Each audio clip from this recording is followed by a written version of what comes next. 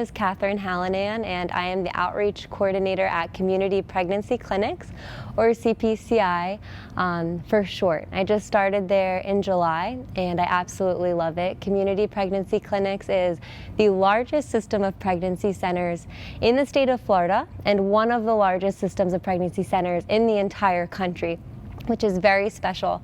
We have 2 clinics in Naples, 1 in Sarasota, 1 in Fort Myers, and 1 in Gainesville at the University of Florida. We also have 2 mobile medical clinics that have been parked throughout the state of Florida, so we are really making a statewide impact. All of the services that we provide are free and confidential for women. So we provide free and confidential pregnancy testing, sexually transmitted infection testing, ultrasounds, abortion pill reversal, 3 years of material assistance up to when the baby is 3 years old. We also provide counseling services and referral services. So we are doing everything we can to help women and save babies from abortion. I never would have thought I would be working in a pregnancy center. I never imagined where God would place me in my life today. I recently moved to Naples right in July. I am actually from outside Philadelphia, and I'm from a very large Irish Catholic family. I have had a very, very blessed upbringing and grew up Catholic, surrounded by priests, and I loved my faith. But when it came time to going off to college, I was burst out of that Catholic little bubble that I grew up in, and I was quickly sucked into the ways and the lies of the culture, right? So that was the party culture and the hookup culture in particular. And after about 2 years of engaging in these activities and this behavior, I just felt so isolated and alone and empty. And I was purposely going to Mass late, and I wasn't trying to, find a group of faith-filled friends to hang out with. Like I said, I was just really living by the ways of the culture. And one day I remember I was out at a bar, and there's music blaring and strobe lights flashing and drinks being spilled. And I just remember taking a step back from the situation and scanning the room and thinking to myself, no one here actually cares about me. And I left and I walked home. And things started to change after that day, because my eyes were opened to the reality of the culture, that the culture has nothing substantial to offer us young people. Nothing substantial to offer us young people. And I realized I am made for so much more. I'm made for greatness. I'm made for good relationships. I'm made for a relationship with Jesus Christ, not the superficiality that the world is offering us. Long story short, I ended up going on a mission trip a few months later that I knew I needed to be on. And on the last day of that mission trip, I just realized I need to transfer colleges and I need to start living differently. And from that day on, that's what I did, right? I went home from the trip. I applied to the different college that I ended up transferring to right away.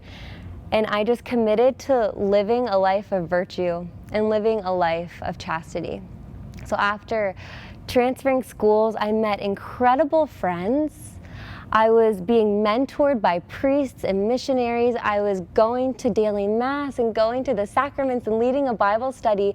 And I just remember thinking to myself, this is what I'm made to do. This is how I have been called to live. And a life of virtue brings so much joy, and it is so, so fulfilling. When it came time to look for a job after college, I knew I wanted to work for the church or the pro-life movement in some capacity, and I ended up becoming a missionary with an organization called the Culture Project. And the Culture Project is a group of young people set out to restore the culture by being missionaries, living in community, but then also going out in the diocese that these missionaries are placed in and going into youth group and classroom settings, sharing with middle schoolers and high schoolers the messages of human dignity, sexual integrity, and social media. And it was really through that formation, learning about how to pray well, how to have good friendships, what the theology of the body means, and the richness and the beauty of the Catholic Church, that I knew more and more and more young people needed to be hearing these messages. After finishing my year with the Culture Project, I knew I wanted to move to Naples and be with my fiance, and I connected with community pregnancy clinics. And it has been such a beautiful transition, right, from missionary life to working in a pregnancy center where I'm still able to pour into other people and spread the pro-life message. Part of my role as the outreach coordinator is to share with young people the messages of sexual integrity. And we do that at CPCI to get to the root cause of abortion. While we will continue to meet women in crisis situations, so many of these women come from very heartbreaking, difficult situations, right, where they're in an unplanned pregnancy, or they're struggling with a sexually transmitted infection, or they're considering abortion, or they're in an abusive relationship, and our nurses and our counselors are meeting these women exactly where they are at. We also want to get to the root cause of these issues, which is proclaiming the messages of human dignity and sexual integrity with young people, so that we meet women and reach women before they're in an unplanned pregnancy, before they're in an unhealthy relationship, before they're struggling with an STI. So I have been going out to middle school and high school settings, youth groups and classrooms, where I can share my story, how the virtue of chastity has completely changed my life, that there's so much richness and joy in living a life of virtue. So many young people, they want to live great lives because that's what we have been created for. But what's so unfortunate is that most young people aren't being told or mentored or taught how to do so. And through my job at community pregnancy clinics, I am able to inspire, hopefully, young people to live great lives. We're also meeting people through our mobile medical clinics that I mentioned, as well as our digital marketing efforts. So our mobile medical clinics are going into the most abortion vulnerable communities in the state of Florida. Those are areas where there's the highest amount of minorities and the highest amount of college students.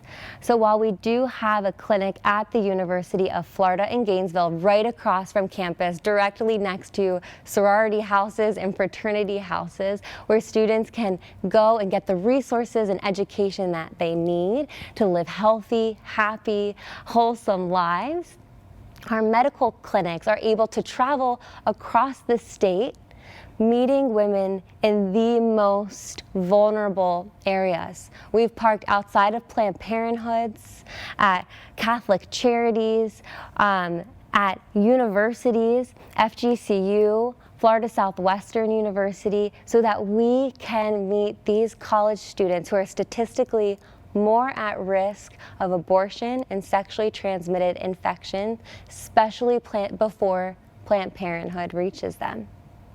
Not many people realize, but 8 out of 10 Planned Parenthoods are within walking distance of a college campus. So it's very clear that Planned Parenthood knows their audience, right? That college students are the target of Planned Parenthood. But we recognize that, so we are going out to these areas where people are the most vulnerable to becoming targets of Planned Parenthood, showing them care, compassion, giving them choices, highlighting to them the reality of all of their pregnancy options, giving them medically accurate information. In addition to our medical clinics and going into the classroom settings, we're also reaching young people in hopes of preventing, them getting an abortion or being in an unhealthy relationship through our digital marketing efforts. So we have been investing time and effort and money to improving our digital marketing. So that has to do with our social media outreach, our SEO, our search engine optimization and Google ad ranking, as well as our blog posts. So when it comes to social media, we have an Instagram as well as a Facebook. Our Instagram is directed towards our clients, whereas the audience for our Facebook is our donors. So on Facebook, we're promoting events and telling people what we are doing in the clinics and promoting awareness and things like that. Whereas on social media, we are speaking directly to the women that we are serving. We're telling them about our services, how we can help them, the resources that are out there, educational information about their health, all in hopes of protecting them from the tragedy of abortion and giving them the love and the education that they need to live good lives. When it comes to search engine optimization and Google ad ranking, our goal is to be the highest ranked pregnancy resource in the state of Florida. We recognize that young people today are on their phones a lot, that they turn to their phones for a quick Google search if they're in need of help or have a question. And when it comes to pregnancy resources or questions about pregnancies, STI, abortion, CPCI is making sure that people are seeing us and our availability, our education, our resources first.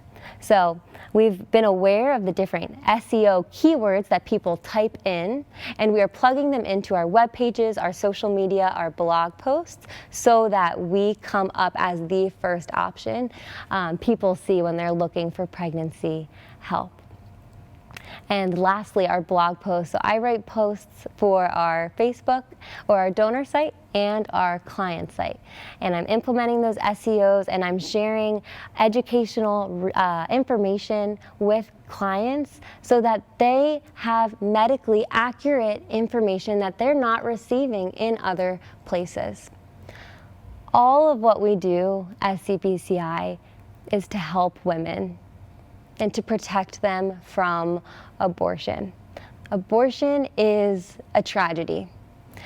It has been blasted in the media so much recently, and so much of the media, what they are sharing is just simply not true about abortion and about the pro-life movement and about pregnancy centers. So many people ask us what we're going to do since Roe versus Wade has been overturned, and we simply say, exactly what we have been doing since 1974 when our first clinic opened. Helping women and men and families and saving them from the tragedy of abortion. Since our founding in 1974, we have saved 20,000 babies from abortion. And just last year, we saved 1,310 babies from abortion. The work that we do at CPCI is critical, especially right now. And as we continue to meet women in crisis situations, know that we are also meeting women before they're in their crisis situations in hopes of eradicating abortion and the destruction of it in our society. Thank you so much for listening to my story and learning about community pregnancy clinics. If you know someone who needs any of our services, please visit communitypregnancyclinics.com. Or if you would like to be a part of our CPCI family, you can visit supportcpci.com to learn how to get involved.